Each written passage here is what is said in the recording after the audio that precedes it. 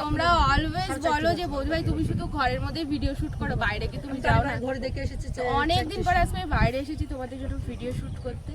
দেখো জায়গাটা কত সুন্দর, এটা জলঙ্গি নদী আমাদের কৃষ্ণনগরে। তো ভাবলাম অনেক দিন ওই পারে যায় না, ওই পারে যায় না, খুব সুন্দর একটা কৃষ্ণ মন্দির আছে, মানে বহু বছর পরে আবার যাচ্ছি। চলো সেটাই তোমাদের সাথে শেয়ার করে। দেখো কত সুন্দর না ভিউটা, অরিজিনালি ভীষণ সুন্দর। তো তোমরা ভিডিওটা স্কিপ করবে না, ভিডিওটা পুরোটা দেখবে, মন্দিরটা দেখতে পারবে, মানে অসম্ভব সুন্দর, মানে এত সুন্দর জায়গা আমি বলে বোঝাতে পারবো না। দেখো এখানে আও, বুঝতেই পারছো জলের কত কাছে বসে আছে, অলরেডি আমার ভয় লাগছে, নৌকাটা দুলছে তো আমার খুবই ভয় লাগছে। কারণ এখানে নৌকাটা ছাড়িস না, হাওয়া আছে তাও। এই দাদা ভাই কি করে নৌকাটা চালাচ্ছে, মানে নৌকাটা কিভাবে চলছে সেটা দেখাচ্ছি। এটা তো নবদ্বীপের নৌকা যেরকম দেখেছো, ওই যে জেনারেটরের মতন আওয়াজ হয় আর চলে, সেরকম নয়। এটা দড়ি টেনে নিয়ে নিয়ে নৌকাটাকে ওই পারে যাচ্ছে। তো তোমরা যারা যারা কৃষ্ণনগরে আসবে অবশ্যই এই ভিউটা দেখেছো, মানে অসম্ভব সুন্দর একটা ভিউ এটা। দেখো কি সুন্দর নৌকা করে এপার থেকে ওপারে নিয়ে যাচ্ছে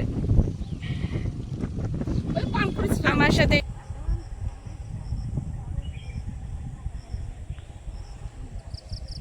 দেখো এখান থেকে যদি চিত হয়ে পড়ি আমি, মনে হচ্ছে পাহাড়ে উঠছি, মনে হলো একদম পাহাড়ে উঠলাম, বুঝলে বন্ধুরা। দেখো আশেপাশে কত সুন্দর, একদম মানে গ্রাম গ্রাম আর গ্রাম।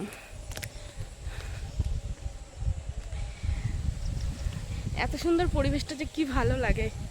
চলো এবার আমরা মন্দিরে যাই। কিন্তু দুঃখের বিষয়, এটা তো হঠাৎ করে প্ল্যান হয়েছে, এটা প্ল্যান আমাদের ছিলই না। পুজোর জন্য আমি কিছুই নিয়ে আসতে পারিনি, শুধু বুক ভরা ভালোবাসা নিয়ে আসলাম।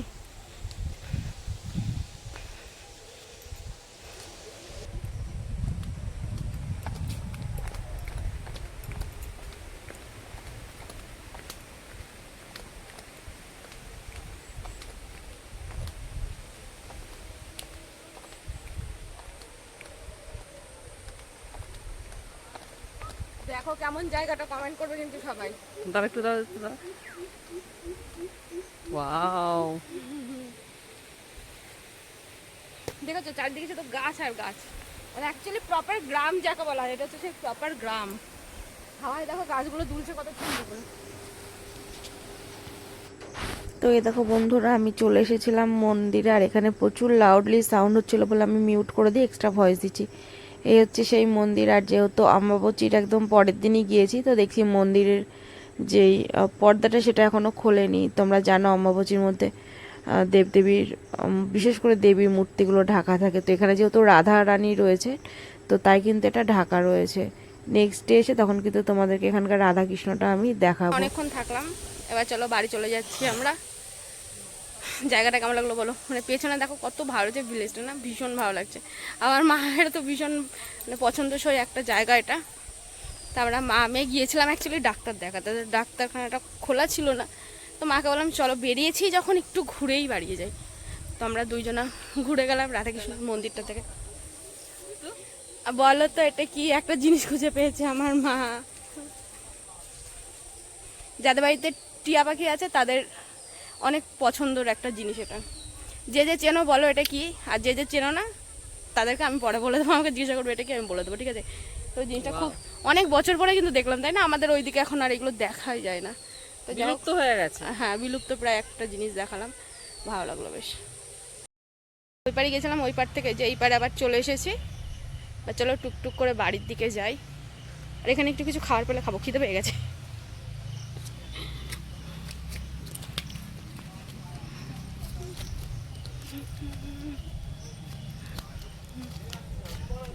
কি রোদ, কি সুন্দর লাগছে না?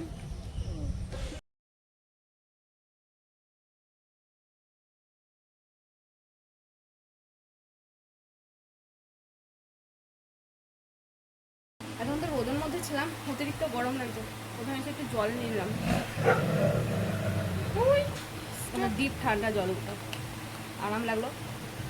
কিন্তু রোদের মধ্যে থেকে এসে খেলাম তো অসুবিধা হবে। দেখে এখানে স্ন্যাক্স কি আছে, একটু স্ন্যাক্স নিয়ে নিই। ওয়াও, সাইড ভিউটা পরে দেখাচ্ছে, খেয়ে নি, খেতে খেতে দেখাবো। যে চলে এসেছে আমাদের স্ন্যাক্স, এবার আমরা এগুলোকে হাম হাম করে খেয়ে নেবো। যে যে খেতে চাও চলে এসো। আমার মা চিকেন পকোড়া নিয়েছে আর আমি নিয়েছি চিকেন চাট। যে যে খেতে চাও ঝটপট করে চলে এসো। স্মেলটা কিন্তু খুব সুন্দর বেরিয়েছে।